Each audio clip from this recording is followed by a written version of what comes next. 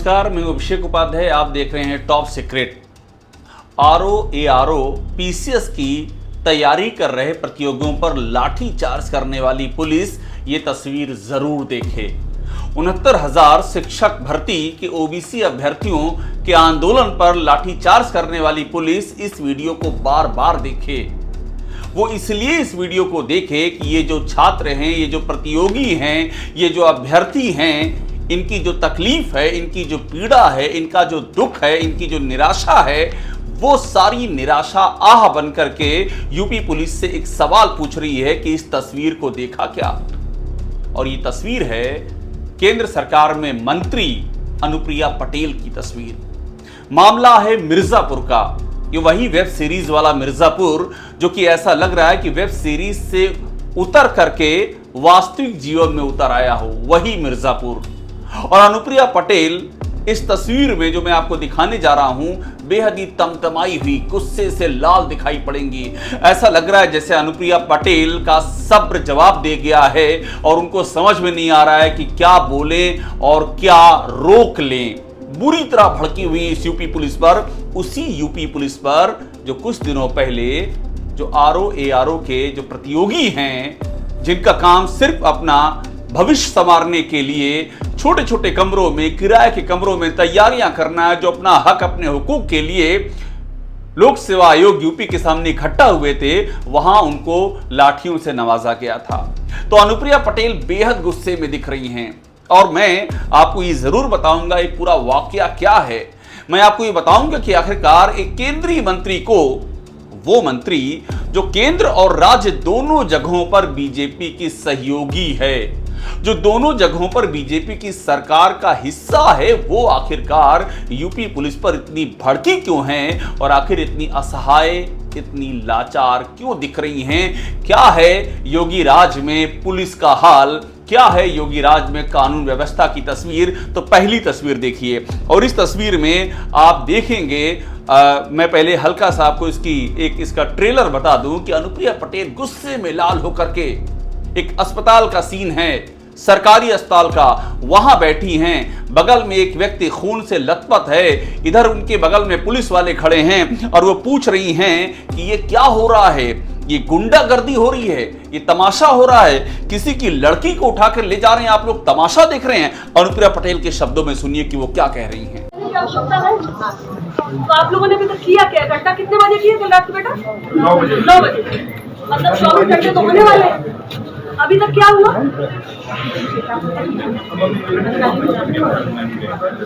नहीं, अभी तक क्या हुआ भाई? एफआईआर दर्ज हो गई? नहीं, कुछ नहीं। मतलब इसके बाद भी मुझे आने की जरूरत है कि एफआईआर दर्ज होनी चाहिए। इनका मेडिकल तक नहीं हुआ, ट्रीटमेंट का तो पता नहीं। माँ खड़ी होकर कह रही है कि बच्ची को उठा ले जाए। इतनी गुंडागर्दी होगी जिले में? क्या कहती है उत्तर प्रदेश की सरकार, बताइए। नहीं, मुझे ये बताइए कि उत्तर प्रदेश की सरकार क्या कहती है? ऐसे किसी की लड़की को उठा के ले जाएंगे? तो आपने जो देखा ये पार्ट 1 था। अब पार्ट 2 देखिए। अनुप्रिया का गुस्सा लगातार बढ़ता जा रहा, भड़कता जा रहा है। मैं अभी आपको पूरा वाकया बताऊंगा, लेकिन आपको अनुप्रिया का गुस्सा और उनके शब्द देखकर इतना तो समझ में आ गया होगा कि आरओ और पीसीएस के प्रतियोगी छात्रों पर लाठी चलाने वाली पुलिस, ये जो इस बिस्तर पर लेटा हुआ है, ये खून से लथपथ व्यक्ति, इसकी सुनवाई नहीं कर रही है। अनुप्रिया पटेल इसके आगे यहां तक कहती हैं कि 24 घंटे में कहां है ट्रीटमेंट, कहां है ये पुलिस, कहां ये सारे अधिकारी। एक बार और सुनिए अनुप्रिया पटेल को। नहीं, मैं ये पूछ रही हूँ कि अभी तक कुछ क्यों नहीं हुआ? क्या चाहते हैं आप? जीरो टॉलरेंस, यही बोला जाता है ना? कहाँ है जीरो टॉलरेंस, मुझे बताइए। 24 घंटे होने जा रहे हैं, ना ट्रीटमेंट, ना मेडिकल, ना कोई पुलिस एक्शन।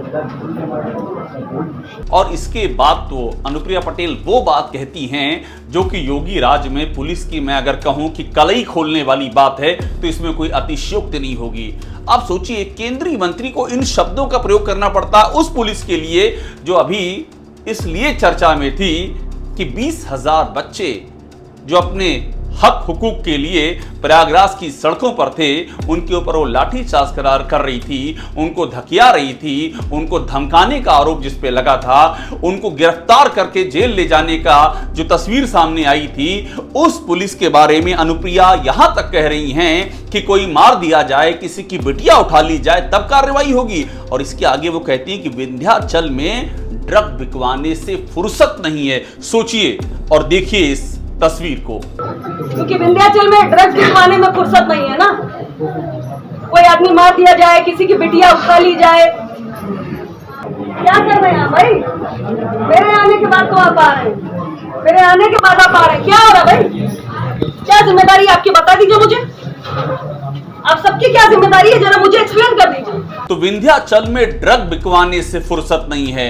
अब देखिए, याद कीजिए उस मिर्जापुर की वेब सीरीज को, उस वेब सीरीज में क्या हो रहा था और यहां जो कह रही है अनुप्रिया पटेल, तो क्या इस योगी राज में वाकई मिर्जापुर अपनी वास्तविक परिकल्पना में साकार हो गया है? क्या वो वेब सीरीज से दबे पांव यथार्थ की जमीन पर उतर आया है और वैसा ही आतंक और गुंडा राज दिखाई पड़ रहा है? ये सवाल है और ये अनुप्रिया पूछ रही है। मैं आपको घटना बता दूं। घटना क्या है कि एक दिन पहले की बात है, शाम के समय में एक अजय पटेल नाम के अपना दल के कार्यकर्ता के घर में कुछ लोग घुस आते हैं। आरोप है वे शराब पिए हुए होते हैं और वे घर में मारपीट करते हैं। मारपीट की निशानी आपको इस व्यक्ति के शरीर से दिख रही है जो खून में लथपथ है, और मिर्जापुर के मंडली अस्पताल में जो लेटा हुआ है, बगल में उसके परिवार के लोग हैं, वो गुमसुम आंखों से उसको देख रहे हैं। उनके पास उनकी तकलीफ सबसे अधिक ये है कि एक अदद FIR तक वो दर्ज नहीं करवा पाए हैं।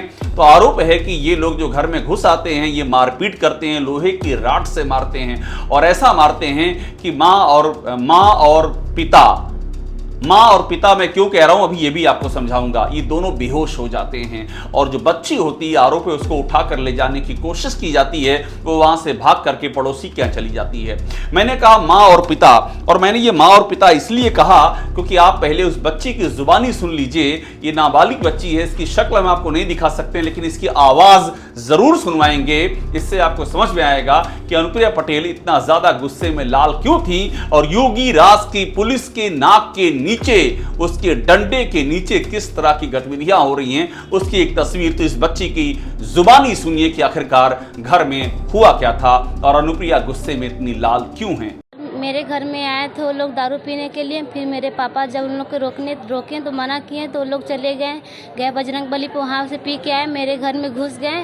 ज़बरदस्ती हमको उठाकर पकड़ के लेके जा रहे थे। तभी मेरे मम्मी आए तो छुड़ाने लगी, तो मेरी मम्मी को उन लोग लोहे के राड से मार दिए। मेरी मम्मी बेहोश होकर गिर पड़ी। तभी मेरे पापा आए, मेरे पापा को भी मार दिए लोहे के राड से। मेरे पापा भी बेहोश हो गए। मैं अपनी जान बचाकर किसी तरह पड़ोस के घर में, इंद्रेश सिंह के घर में जाकर छिप के अपनी जान बचाई। मेरे पापा को, मेरी मम्मी मेरे पापा को मरा हुआ समझकर इसीलिए लोग भाग गए घर से। तो ये पूरी कहानी है। और इस कहानी के बाद अब आप फिर से इस अस्पताल में पड़े हुए शख्स को देखिए। ये शख्स खून से लथपथ है। और छोड़ दीजिए छोटी धाराओं में मुकदमा दर्ज करने की बात। आमतौर पे होता यह है कि लोग जाते हैं, बताते हैं कि जान से मारने की कोशिश की गई है और देखिए हालत कितनी गंभीर है। लेकिन यहां तो मेडिकल के लिए ये व्यक्ति तरस गया। इसकी एक अदद FIR तक नहीं हुई। कड़ी धाराएं तो छोड़ दीजिए, किसी सामान्य धारा में भी मुकदमा दर्ज नहीं हुआ। इसको इंटरटेन तक नहीं किया गया। अनुप्रिया पटेल के बगल में पुलिस वाले खड़े हुए हैं, वो लगातार उनसे पूछ रही है और पुलिस वाले क्या जवाब दे रहे हैं इस पे भी ध्यान दीजिए। किस तरह से वो कह रहे हैं हम एक्शन ले लेंगे। जब अनुप्रिया पटेल डपट रही हैं तब वो कह रहे हैं नहीं एक्शन, कार्रवाई करेंगे।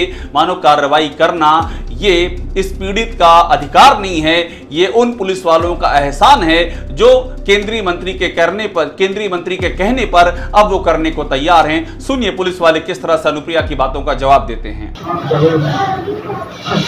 कार्रवाई होगी ये तो आप आज मेरे कहने के बाद कह रहे हैं, अभी तक क्या हुआ मुझे तो ये जानना है ना। और यही वजह है कि अनुप्रिया पटेल गुस्से से लाल हैं।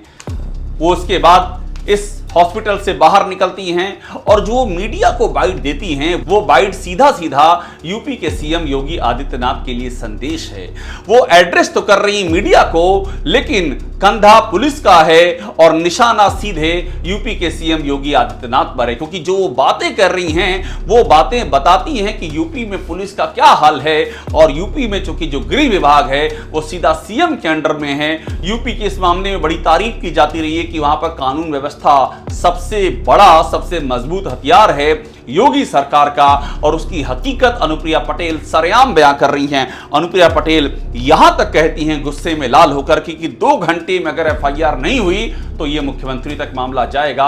इस कदर अनुप्रिया पटेल गुस्से में हैं। उनकी बात को सुनिए। मैंने निर्देशित कर दिया है, 2 घंटे का मैं समय दे रही हूं, अगर एक्शन नहीं हुआ, एफआईआर नहीं हुई तो ये सब सीधे ये मामला मुख्यमंत्री के पास जाएगा। तो अनुप्रिया पटेल के इस कदर लाल होने के बाद, इस कदर तमतमाने के बाद आखिरकार मिर्जापुर की पुलिस एफआईआर दर्ज करती है। सोचिए, ये वही पुलिस है जो लखीमपुर खीरी में अवधेश सिंह पर 6 दिन तक एफआईआर दर्ज नहीं करती है। ये वही पुलिस है, जबकि सरेआम अवधेश सिंह का वीडियो होता है। लखीमपुर खीरी के बीजेपी विधायक योगेश वर्मा को सरेआम थप्पड़ मारने का वीडियो, पुलिस की मौजूदगी में थप्पड़ मारने का वीडियो होता है, लेकिन लखीमपुर खीरी की पुलिस टस से मस नहीं होती है।